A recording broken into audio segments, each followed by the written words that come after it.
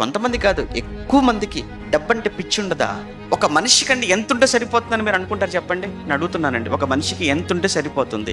ఇప్పటి వరకు ప్రపంచంలో ఎవరైనా కానీ నాకు కావాల్సి ఉంటుందో నాకు వద్దని అన్న ఏ ఒక్క వ్యక్తిని మీరు చూసారా? స్టేట్మెంట్ ఇచ్చిన ఒక వ్యక్తిని చూసారా? ఇప్పుడు మన దేశంలో అత్యంత సంపన్నుడు అంటే అంబానీ అని అంటారు. ఎంతయ్యా మీకు ఉందంటే 18 లక్షల కోట్లు. మరి ఏం చేస్తారు? ఇక రిటైర్ అయిపోతారా? ఇక చాలు అనుకుంటారా అంటే లేదు. ఈ 18 లక్షల కోట్లతో బిజినెస్ పెట్టుబడులు, ఇంకా ఈ 18 ఏం చేయాలి?